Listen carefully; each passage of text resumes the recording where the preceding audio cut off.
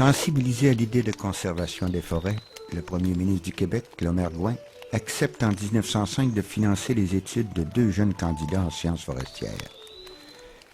C'est à l'université de Yale, le berceau du génie forestier nord-américain, que Gustave Clodomir Piché et Avila Bédard reçoivent alors leur formation. En 1907, ils reviennent au pays pour prendre en charge la gestion de la forêt québécoise. Ce geste de Gouin peut être considéré comme l'acte fondateur de la foresterie scientifique canadienne-française.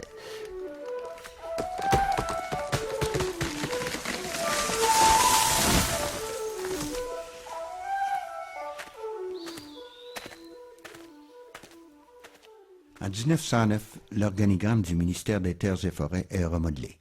On y inclut un service forestier dont Gustave Piché hérite de la direction. Les employés reçoivent une formation de forestiers professionnels et seront à partir de l'année suivante recrutés comme étudiants à l'école forestière de l'Université Laval.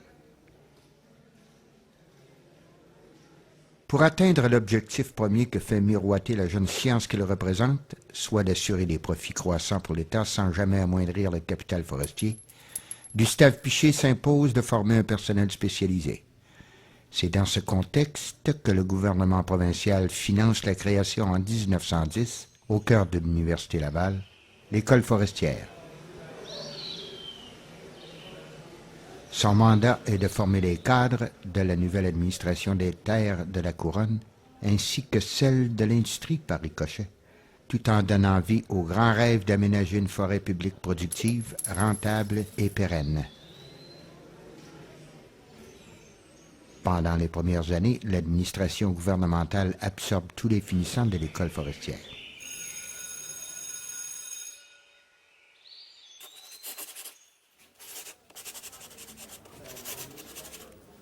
Quand l'école forestière ouvre ses portes en 1910, une dizaine d'apprentis ingénieurs parcourent déjà les forêts de la province, alternant le travail et les études.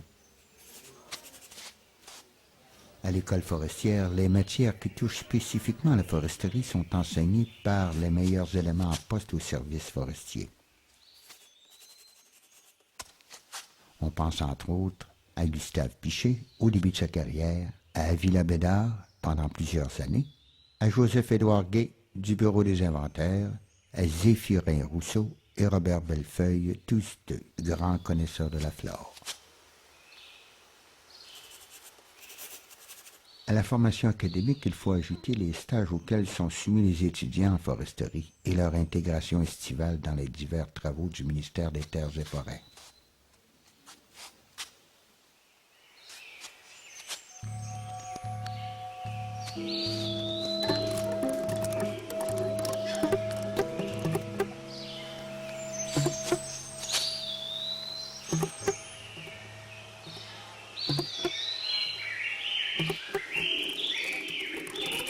Bien souvent, on a une certaine idée du contenu de la forêt québécoise, mais ce n'est trop souvent que des approximations tirées des conclusions de quelques explorateurs de profession. Les grands walkers ou cruisers, qui sont au service des compagnies exploitant les forêts, fournissent des évaluations approximatives et même contradictoires de la ressource, ce qui va à l'encontre même des fondements de la science.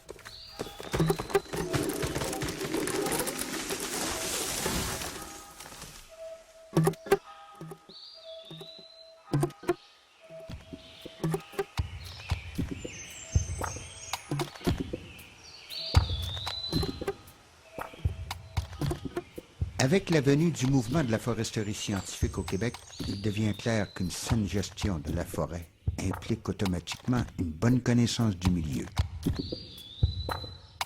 Progressivement, la nécessité de réaliser un inventaire méthodique d'un territoire que l'on souhaite exploiter prend son importance.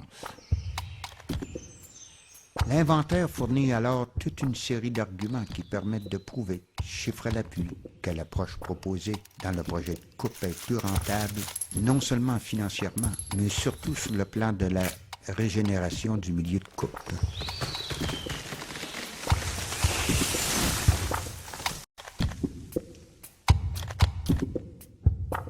Justement, Dans son rapport pour l'année 1909, Gustave Pichet aborde la question du marquage des arbres. Il s'agit d'une manifestation tangible de l'approche scientifique qu'il préconise pour la foresterie québécoise.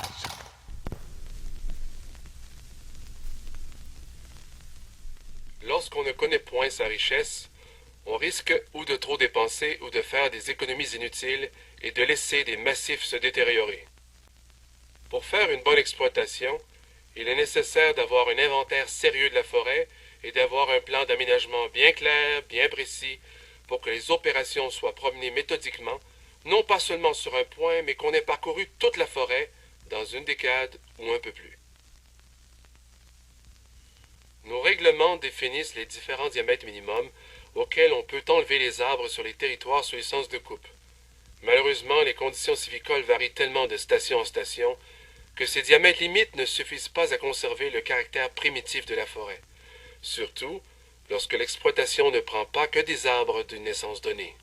Ainsi, a-t-on vu disparaître rapidement nos belles pinèdes, celles-ci ayant été remplacées par des forêts d'épinettes, et partout, de chaque coin de la province, nous arrive la plainte. Le sapin nous envahit.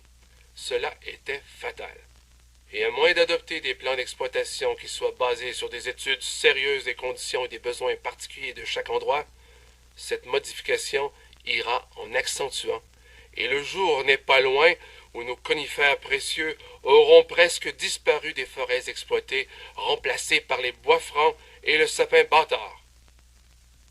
En attendant ces réformes, plusieurs licenciés ont commencé à faire marquer leurs arbres par des équipes spéciales. Ce système a été mis en pratique l'hiver dernier sur les limites de la St. Gabriel Lumber.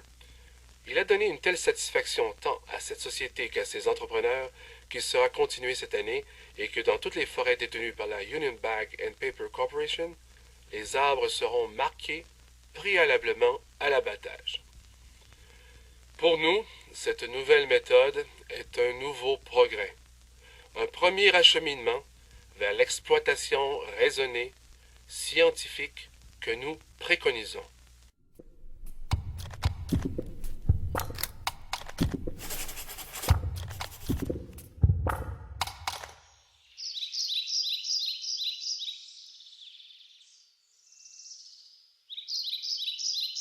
Le boisé de la pépinière de Berthierville devient en 1907 la première station expérimentale du ministère des Terres et Forêts.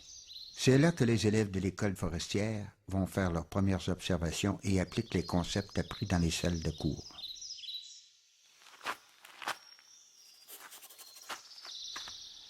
Avila Bédard signale dans un rapport de 1910 que la ferme de Berthierville, où est établie la pépinière, est divisée en deux, soit une partie forestière qu'on travaille à aménager selon des principes sylvicoles et une partie en culture où on produit des plants destinés au reboisement.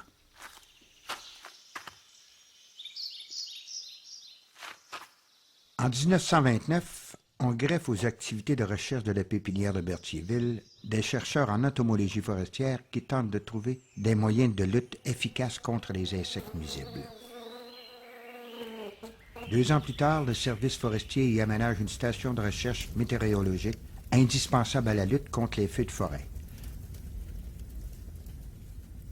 Parallèlement à ces travaux, on pratique des expériences sur la culture des arbres comme le bouturage, les semis, le marcotage, etc.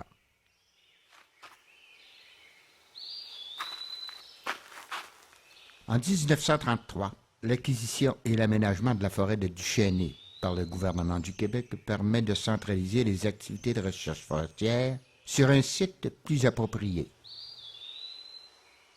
On y transfère l'école des gardes forestiers de Berthierville et également les étudiants en foresterie de l'université qui vont s'initier à la pratique de leur profession jusqu'en 1964, date de la création de la forêt d'enseignement et de recherche de la forêt Montmorency. À partir de 1935, tous les travaux de recherche sur l'indice d'inflammabilité des forêts pour le Québec sont effectués à la station expérimentale de Duchesnay.